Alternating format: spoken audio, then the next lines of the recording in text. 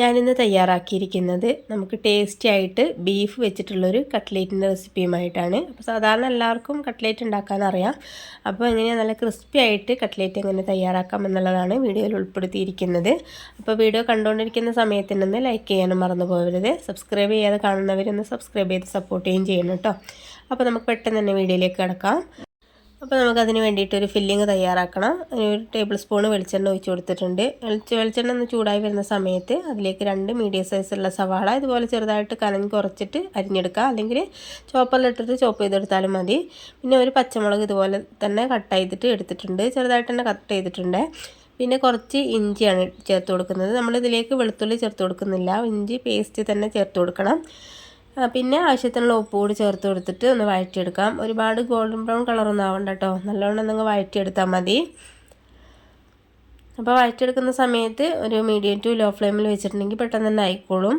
ഇങ്ങനെ ചോപ്പ് ചെയ്തെടുത്തതായത് കൊണ്ട് തന്നെ പെട്ടെന്ന് തന്നെ കുക്കായി കിട്ടുകയും ചെയ്യും കേട്ടോ. അപ്പോൾ ഇതുപോലെ ഒന്ന് ആയി കിട്ടിയാൽ മതി. ആ സമയത്ത് കുറച്ച് കറിവേപ്പില ചെറുതായിട്ട് കട്ട് ചെയ്തിട്ട് ഇട്ട് കൊടുക്കുന്നുണ്ട്. പിന്നെ കുറച്ച് മല്ലിയിലയും പുതിനയിലയും കൂടി കട്ട് ചെയ്തിട്ട് കൂടി ചേർത്ത് കൊടുക്കുന്നുണ്ട്. കൂടുതലും നമ്മൾ മല്ലിയിലയാണ് ഇതിൽ ചേർത്ത് കൊടുക്കുന്നത്. പുതിനയില കുറച്ച് ചേർത്ത് കൊടുത്താൽ മതി കേട്ടോ. അത് നല്ലവണ്ണം ഒന്ന് മിക്സാക്കി കൊടുക്കാം.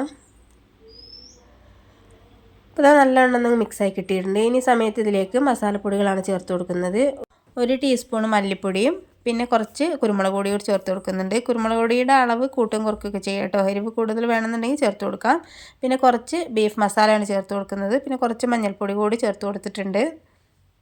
എന്നിട്ട് നല്ലവണ്ണം ഒന്ന് മിക്സാക്കി എടുക്കുക. അതിൻ്റെ പൊടികളുടെയൊക്കെ പച്ചമണം മാറുന്നവരെ നല്ലവണ്ണം ഒന്ന് മിക്സാക്കി എടുക്കാം കേട്ടോ. എന്നിട്ട് നമ്മൾ ഇതിലേക്ക് ഇട്ട് കൊടുക്കുന്നത് ഉപ്പും മഞ്ഞൾപ്പൊടി ഇട്ട് കൊടുത്തിട്ട് നമ്മൾ കുക്ക് ചെയ്ത് വെച്ചിരിക്കുന്ന ബീഫ് ഉണ്ടായിരുന്നു, അത് മിക്സീൻ്റെ ചെറിയ ജാറിലിട്ട് ഒന്ന് ക്രഷ് ചെയ്തെടുത്തതാണ് കേട്ടോ. എന്നിട്ട് ഇതിലേക്ക് ഇട്ട് കൊടുക്കുക. എന്നിട്ട് നമുക്ക് നല്ലോണം മിക്സാക്കി കൊടുക്കണം കേട്ടോ. ഇറച്ചിയുടെ എല്ലാ ഭാഗത്തേക്കും മസാലയും ഉള്ളിയൊക്കെ എത്തുന്ന രീതിയിൽ നല്ലോണം മിക്സാക്കി കൊടുക്കാം. ഇനി നമ്മളിതിലേക്ക് വേറെ മസാലപ്പൊടികളൊന്നും ചേർത്ത് കൊടുക്കുന്നില്ല. വേണമെന്നുണ്ടെങ്കിൽ കുറച്ച് ഗരം മസാല ചേർത്ത് കൊടുക്കാം കേട്ടോ. ഞാനിതിലേക്ക് വേറെ മസാലപ്പൊടികളൊന്നും ചേർത്ത് കൊടുക്കാതെ തന്നെയാണ് ഇത് തയ്യാറാക്കിയിരിക്കുന്നത്. ഇത് നല്ലോണം മിക്സാക്കി കൊടുത്തതിന് ശേഷം ഇതിലേക്ക് 2 വലിയ കിഴങ്ങ് എടുത്തിട്ടുണ്ടായിരുന്നു. അതൊന്ന് കുക്കറിൽ കുക്ക് ചെയ്തെടുത്തതാണ്. അപ്പോൾ അതൊന്ന് ഉടച്ചെടുത്തിട്ടുണ്ട് കേട്ടോ. അത് ഇതിലേക്ക് ഇട്ട് കൊടുക്കുന്നുണ്ട്. തൊലിയോട് കൂടെ തന്നെ നമ്മൾ കുക്കറിലേക്ക് ഇട്ട് കൊടുത്തിട്ട് 2 വിസിലടിക്കുന്ന വരെ കുക്ക് ചെയ്യുകയാണെങ്കിൽ പെട്ടെന്ന് തന്നെ കുക്കായി കിട്ടുകയും ചെയ്യും. നമുക്ക് തൊലി പെട്ടെന്ന് റിമൂവ് ചെയ്തെടുക്കാനായിട്ടും കഴിയും കേട്ടോ. അപ്പോൾ അങ്ങനെയൊക്കെ ചെയ്തെടുക്കുകയാണെങ്കിൽ നമുക്ക് ഈസി ആയിട്ട് ഉരുളക്കിഴങ്ങ് കുക്ക് ചെയ്തെടുക്കാനായിട്ട് കഴിയും. എന്നിട്ട് നമുക്ക് നല്ലോണം ഒന്ന് മിക്സാക്കി കൊടുക്കാം. ഉരുളക്കിഴങ്ങിൽ കുറച്ച് ഉപ്പ് ഇട്ട് കൊടുത്തതിന് ശേഷം കുക്ക് ചെയ്തെടുത്തതാണ് കേട്ടോ. അപ്പോൾ അതുകൂടി ഇട്ട് കൊടുത്തിട്ട് നല്ലോണം മിക്സാക്കി കൊടുക്കുക. എല്ലാ ഭാഗത്തേക്കും മസാലയൊക്കെ നല്ല രീതിയിൽ എത്തുന്ന രീതിയിൽ നല്ലോണം മിക്സാക്കി കൊടുക്കാം. അപ്പോൾ ഞാനിത് നല്ലോണം മിക്സാക്കി എടുത്തിട്ടുണ്ട്. ഇനി നമുക്കിതൊന്ന് ചൂടാറിയതിന് ശേഷം കട്ട്ലേറ്റിൻ്റെ ഷേപ്പിലാക്കിയിട്ട് എടുക്കാം.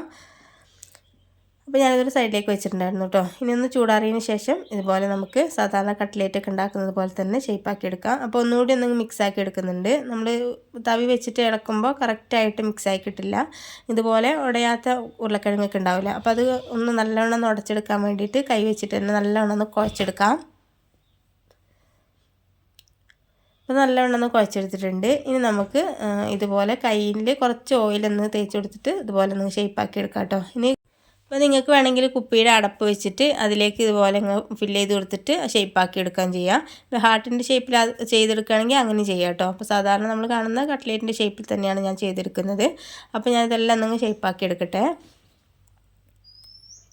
അപ്പോൾ ഞാനിതെല്ലാം ഒന്ന് ഷേപ്പാക്കി എടുത്തിട്ടുണ്ട്. ഇനി നമുക്കിതിനൊരു കോട്ടിങ് തയ്യാറാക്കണം. അതിന് വേണ്ടിയിട്ട് ഒരു കോഴിമുട്ട എടുത്തിട്ട് ഇതുപോലെ ഒരു ബൗളിലേക്ക് ഇട്ട് കൊടുക്കാം. കോഴിമുട്ടയ്ക്ക് പകരം കോൺഫ്ലവർ ആണെങ്കിൽ എടുക്കുക, അല്ലെങ്കിൽ മൈദപ്പൊടി ഉണ്ടെങ്കിലും അത് എടുക്കാം കേട്ടോ. ഒരു ടേബിൾ സ്പൂൺ ഇട്ട് കൊടുത്തിട്ട് കുറച്ച് വെള്ളം ഒഴിച്ച് കൊടുത്തിട്ട് നല്ലോണം മിക്സാക്കി എടുത്താൽ മതി. എന്നിട്ട് അതിൽ ഡിപ്പ് ചെയ്താലും മതി കേട്ടോ. അപ്പോൾ ഞാനിത് കോഴിമുട്ട എടുത്തിട്ടുണ്ട്. ഇതുപോലെ നല്ലോണം മിക്സാക്കി കൊടുക്കുന്നുണ്ട്. അപ്പോൾ ഇതിലേക്ക് ഞാൻ വേറെ ഒന്നും ഇട്ട് കൊടുക്കുന്നില്ല കേട്ടോ. എന്നിട്ട് നല്ലോണം മിക്സാക്കി കൊടുത്തതിന് ശേഷം നമുക്കിനി ഓരോന്നും എടുത്തിട്ട് ഡിപ്പ് ചെയ്യാം.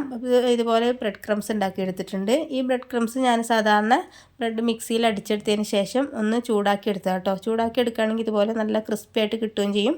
ഒരുപാട് എണ്ണയിലേക്ക് മുങ്ങിപ്പോവുകയും ചെയ്യില്ല. നമ്മൾ ഫ്രൈ ചെയ്തെടുക്കുന്ന സമയത്ത് ഒരുപാട് ബ്രെഡ് ക്രംസ് അതിലേക്ക് പോവില്ല കേട്ടോ. അപ്പോൾ ഇതുപോലെ ചെയ്തെടുക്കുകയാണെങ്കിൽ നല്ല ക്രിസ്പി ആയിട്ട് കിട്ടും. അപ്പോൾ നമ്മൾ ചൂടാക്കി എടുക്കുന്ന സമയത്ത് ലോ ടു മീഡിയം ഫ്ലെയിമിൽ വെച്ചിട്ട് എടുക്കണം കേട്ടോ, അല്ലെങ്കിൽ പെട്ടെന്ന് തന്നെ കരിഞ്ഞു പോകും. അപ്പോൾ നമ്മളിനി ഓരോന്ന് എടുത്തിട്ട് മുട്ടയിലൊന്ന് ഡിപ്പ് ചെയ്യാം. എന്നിട്ട് ബ്രെഡ് ക്രംസിൽ നല്ലോണം ഒന്ന് കോട്ട് ചെയ്തെടുക്കാം. അപ്പോൾ ഞാൻ ഒരു ലെയറാണ് കോട്ട് ചെയ്തെടുക്കുന്നത്. നിങ്ങൾക്ക് 2 ലെയർ വേണമെങ്കിലും ചെയ്യാം കേട്ടോ. ഒന്ന് കോട്ട് ചെയ്തതിന് ശേഷം ഒന്നുകൂടി ഒന്ന് മുട്ടയുടെ മിക്സിൽ ഡിപ്പ് ചെയ്യാം. എന്നിട്ട് ഒന്നുകൂടി ഒന്ന് ബ്രെഡ് ക്രംസിൽ ഇട്ട് കൊടുത്താൽ മതി. അപ്പോൾ നല്ലൊന്ന് കട്ടിയുള്ളൊരു കട്ട്ലേറ്റ് ആയിട്ട് കിട്ടും. അപ്പോൾ ഞാനിത് 1 ലെയർ മാത്രമാണ് ചെയ്തെടുക്കുന്നത്. ഇത് കണ്ടില്ലേ, നല്ല ക്രിസ്പി ആയിട്ട് തന്നെ നമുക്ക് കിട്ടും. അപ്പോൾ ഇതുപോലെ ഞാനെല്ലാം ഒന്ന് കോട്ട് ചെയ്തെടുക്കുന്നുണ്ട്. ഇതിപ്പോൾ എല്ലാം ഒന്ന് ചെയ്തെടുത്തതിന് ശേഷം നമുക്ക് സമയം ഉണ്ടെന്നുണ്ടെങ്കിൽ ഒരു അരമണിക്കൂറെങ്കിലും ഫ്രിഡ്ജിലേക്ക് വെക്കുകയാണെങ്കിൽ കറക്റ്റായിട്ട് സെറ്റായി കിട്ടിക്കോളും. എന്നിട്ട് ഒന്ന് ഫ്രൈ ചെയ്തെടുത്താലും മതി. സമയമില്ലെങ്കിൽ അങ്ങനത്തെ ആ സമയത്ത് തന്നെ ചെയ്തെടുക്കാം കേട്ടോ. ഇനി ഒന്ന് എണ്ണ ചൂടായതിന് ശേഷം അതിലേക്ക് ഇട്ട് കൊടുത്തിട്ട് നല്ലോണം ഒന്ന് ഫ്രൈ ചെയ്തെടുക്കാം. പെട്ടെന്ന് തന്നെ കുക്കായി കിട്ടിക്കോളും. അപ്പോൾ ഒരുപാട് നേരം ഫ്ലെയിമിൽ വെക്കേണ്ട ആവശ്യമില്ല കേട്ടോ. എണ്ണയിൽ വെക്കേണ്ട ആവശ്യമൊന്നുമില്ല. പെട്ടെന്ന് തന്നെ കുക്കായി കിട്ടുകയും ചെയ്യും, കളർ മാറുകയും ചെയ്യും. അപ്പോൾ ഫ്ലെയിം എന്തായാലും ഒരു ലോ ടു മീഡിയം തന്നെ വെക്കണം കേട്ടോ.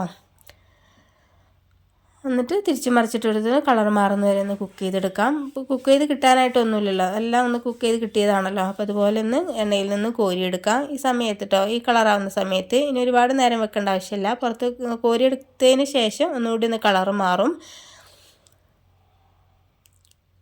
ഇപ്പോൾ കണ്ടില്ല, നല്ല ക്രിസ്പി ആയിട്ടുള്ള നല്ല ടേസ്റ്റി ആയിട്ടുള്ളൊരു ബീഫ് കട്ട്ലേറ്റ് തന്നെയാണിത്. അപ്പോൾ ബീഫ് വെച്ചിട്ട് കട്ട്ലേറ്റ് തയ്യാറാക്കി നോക്കാത്തവർ എന്തായാലും ഇതുപോലെ ഒന്ന് ട്രൈ ചെയ്ത് നോക്കൂ കേട്ടോ. നല്ല ക്രിസ്പി ആയിട്ട് കിട്ടാനുള്ള മെത്തേഡും കൂടി ഒന്ന് ഫോളോ ചെയ്തിട്ട് ചെയ്ത് നോക്കുകയാണെങ്കിൽ നല്ല ടേസ്റ്റി ആയിട്ടുള്ളൊരു കട്ട്ലേറ്റ് തന്നെ തയ്യാറാക്കി എടുക്കാനായിട്ട് കഴിയും. അപ്പോൾ സബ്സ്ക്രൈബ് ചെയ്യാതെ കാണുന്നവരൊന്ന് സബ്സ്ക്രൈബ് ചെയ്ത് സപ്പോർട്ട് ചെയ്യും. ആ തൊട്ടടുത്തുള്ള ബെല്ലൈക്കണും കൂടി ഒന്ന് പ്രസ് ചെയ്യാൻ മറക്കരുത്. അപ്പോൾ ഇതിനേക്കാളും നല്ല കിടിലൻ വീഡിയോയുമായിട്ട് നമുക്ക് വീണ്ടും കാണാം. Okay, thank